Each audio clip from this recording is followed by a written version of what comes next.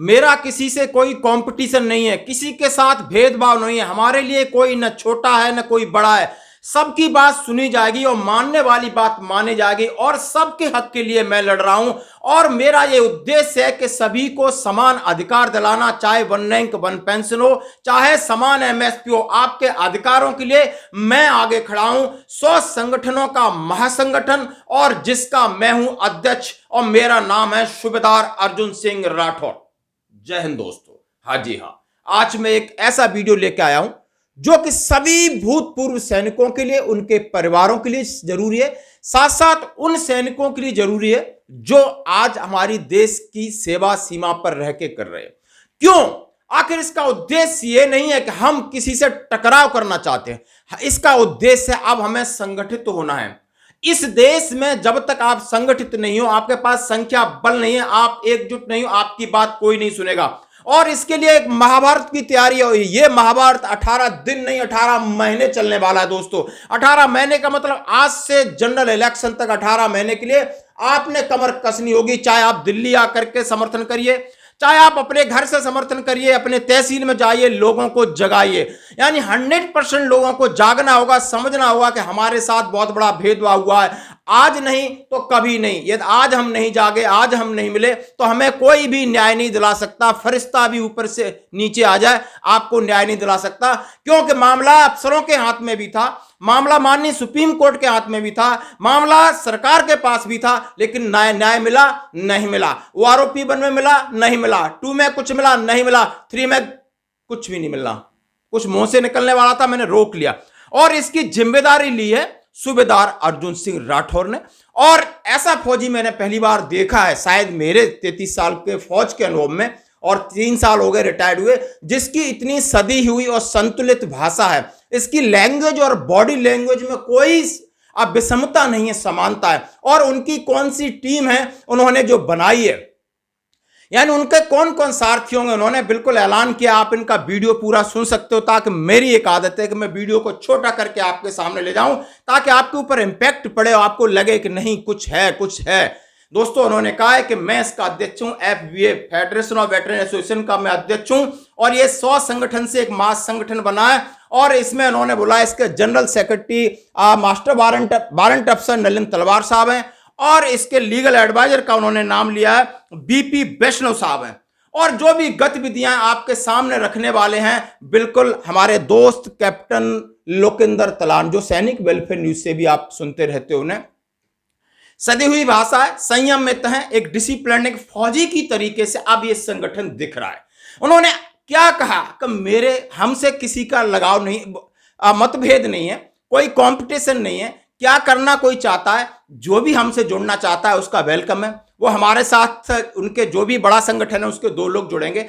आपको कोई बात कहनी तो ये मेरा ईमेल आईडी है, ये मेरा ट्विटर अकाउंट है, आप अपनी बात शालीनता से कहिए। और कुछ नकारात्मक चीजों के लिए उन्होंने बोला ये पॉसिबल है, प्रजातंत्र में होता है, बस उनके ऊपर हमने ध्यान नहीं देना है, हमने अब आगे बढ़ना है। क्योंकि लड़ाई 18 दिन की नहीं 18 महीने की है। आप गिन लीजिए 18 महीने कब हो रहे हैं, और तब तक आपने इस लड़ाई को जारी रखना है।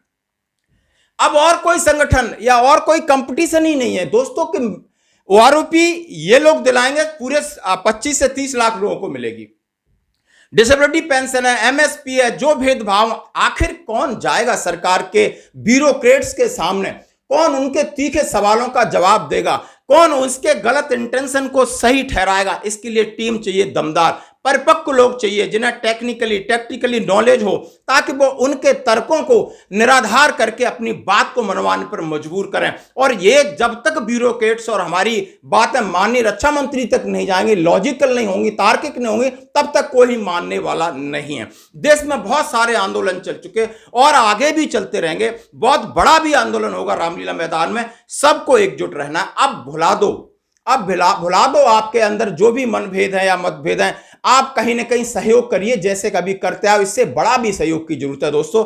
और उन्होंने सारी बातें कही, आप ये सुन सकते हो, समझ सकते हो और कमेंट्स कर सकते हो। इसके साथ आप जुड़ना भी है।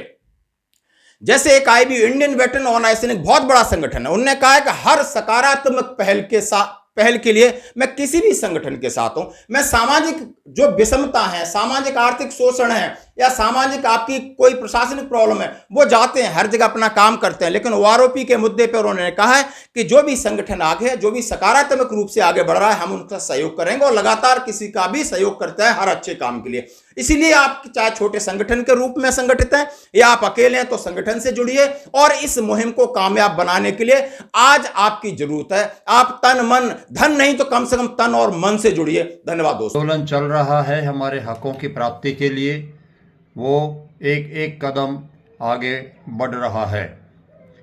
30 मई का जो अभियान हमारे फेडरेशन ने तहसील लेवल और गांव में रह रहे और सैनिकों का सहयोग लेते हुए जो सफलता की ऊंचाइयों तक पहुंचाया, उसके लिए आप सभी धन्यवाद के पात्र हैं। मैं आप सभी का आभारी हूं। साथियों, अभी 3 मई को हमारी गवर्निंग काउंसिल का मीटिंग दिल्ली में आयोजित किया गया है और जो मीटिंग के बिंदु थे या जो निर्णय सर्वसम्मति से लिए हुए हैं, उनके बारे में मैं आपसे शेयर करना चाहूँगा। पहली बात, एक यह प्रस्ताव पारित किया गया कि फेडरेशन के नाम से जो अधिकृत वक्ता कहिए या पदाधिकारी कहिए, उन्हीं की तरफ से संगठन की गतिविधियों या किसी काल के बारे में सूचना या प्रसारण और अन्य जानकारी देने के लिए अधिकृत माना जाए। गवर्निंग काउंसिल का ये कहना है कि इन अधिकृत हमारे वक्ता या अधिकारियों के अतिरिक्त कोई भी व्यक्ति, चाहे वो फेडरेशन में कोई पद रखता है या नहीं रखता है, वो कोई भी वक्तव्य या वीडियो जारी करता है, उसे उसका व्यक्तिगत वक्तव्य या वीडियो मान करके आप उसको पढ़ें या सुनें। फेडरेशन अधिकृत वक्ताओं के अतिरिक्त कोई भी जानकारी या वक्तव्य आ रहा है और उसके लिए कोई भी प्रश्न उठाता है, तो उसके लिए फेडरेशन जवाबदेह नहीं रहेगा। आप व्यक्तिगत उसी आदमी से बात करें अगर किसी को कोई उसकी किसी की गलत टिप्पणी लगी है और उसी से स्पष्टीकरण मांगें। इसके लिए कृपया फेडरेशन की कार्यकारिणी का समय जाया नहीं करें। इसके लिए जो व्यक्ति अधिकृत किए गए हैं, उसके अंदर फेडरेशन का अध्यक्ष जो मैं स्वयं हूँ, इसके अलावा फेडरेशन के general secretary warrant officer Nalin तलवार, तीसरे हैं फेडरेशन के अधिकृत स्पोक्समैन प्रवक्ता कैप्टन लोकेंद्र सिंह जी, और चौथे अधिकृत व्यक्ति इसमें हैं फेडरेशन के लीगल एडवाइजर एडवोकेट बीपी वैष्णव साहब। कृपया जो व्हाट्सएप ग्रुपों में बहुत सारी ऊल जलूल टिप्पणियां चलती हैं और लोग बड़े उत्साहित होते हैं कि मैंने ऐसा लिख दिया है, मैंने उसको ऐसा जवाब दे दिया है, उन सभी से निवेदन है कि कृपया फेडरेशन का वक्तव्य, टिप्पणी, सर्कुलेशन आप इन 4 अधिकृत वक्ताओं की तरफ से, अधिकारियों की तरफ से आता है, तो ही उसे फेडरेशन का मानकर आगे की कार्रवाई सुनिश्चित करें। इसके अलावा कुछ हमारे साथी प्रश्न उठा रहे थे कि ये फेडरेशन नहीं, ये तो साबका सैनिक संघर्ष कमेटी का ही एक रूप है, खाली इसका नाम बदल दिया गया है। साथियों, ऐसा बिल्कुल भी नहीं है।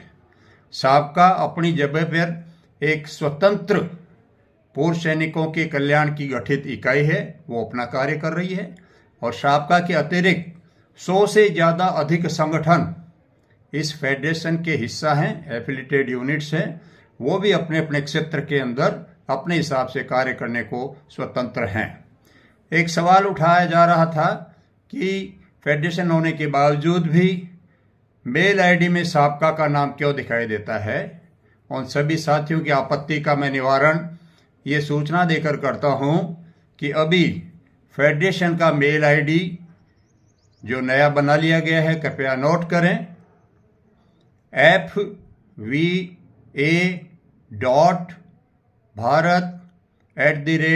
gmail.com।